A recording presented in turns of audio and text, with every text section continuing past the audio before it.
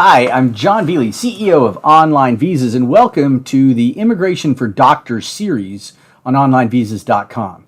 We're going to talk about the EB1-3 visa, also known as an immigrant visa, permanent residency visa, or green card. There are 5 questions and answers for the EB1-3 visa for doctors and physicians coming to the United States. Number 1, what is the EB1-3 visa for? Well, it's for a multinational company with an operation outside the United States that has an operation inside the United States. Now, they have to have that relationship as an international company for at least 1 year. And they can bring over executives, managers, and specialized employees. Under the EB1-3, the executives and managers can obtain that permanent residency visa. Question number 2, does the EB1-3 visa have to have employees? Well, it does. If you think about it, there must be 3 tiers of employees: managers, executives, and workers, right? So in order to be a manager or an executive, which is the requirements of getting this visa, you have to have employees to manage or managers underneath them to be able to be an executive over. So those are the things you need to do there. Question number 3, how many employees would it take to meet the minimum threshold? Now, you need to have these 3 tiers on both the international side and the U.S. side. So we don't think there any less than 5 would work. That could be one executive, 1 manager, and 3 workers underneath them. Any less than that might be deemed by U.S.A. USCIS as not meeting enough employees to have a real 3-tiered system where you'd have executives and managers actually working in those capacities. Question 4, can you file the EB1 visa prior to opening the U.S. operation? Well, you can do that under the L1, but you can't under the EB1. The company needs to have existed as an international company for 1 full year before you can file for that visa. Now, you can set the company up, you can bring somebody in on an L1, and you're going to look at the date that you incorporated the second company. Now, the relationship is really critical. So you can either be a subsidiary, that's where one company owns at least a controlling interest in the other. And controlling interest for a small company would probably be over 50%. For really big companies, it might not be a very high percentage at all. Think of a publicly held company.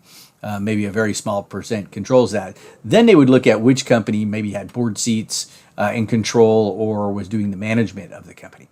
An affiliate is the other type of relationship that works, and that is where the same owners or entities, or the owners are the same individuals or entities. So if one company in the foreign location has 3 owners, and they're owner A, B, and C, and the American company has 3 owners, but they're owner A and a owner D and owner E, that won't work. They have to have the same owners and be the same percentage of ownership, the same interest. Number 5, how long must the visa petitioner work at the foreign location? So that's an answer. He must have worked, or she must have worked, for 1 year out of the last 3 years. And that's an interesting thing on the EB1, because if that worker was in the United States, they will toll that from the time they left their foreign country to come to the United States if they're on another visa. But they will likely have to have worked for that company. Typically, it would be an L1A, could be an L1B, and then go to the EB1-3 if they were managers beforehand. But they could also work on an H1B or another work visa like that. How to win the visa? Well, we win the visa by briefing. We'll create anywhere from a 20 to 30, maybe even 40-page brief with color photos, graphs, and a beautiful magazine style. We'll tell an opening statement about the beneficiary, their background, and the petitioner, the company, and what it's doing, both the international one and the national or domestic version of that company. We'll use winning strategies that will be supported by the regulations, memos, and case law to win that. There are a lot of important factors that go into that. For example, an employer that has 100% of the company may not be deemed to be an employee under a case called Darden.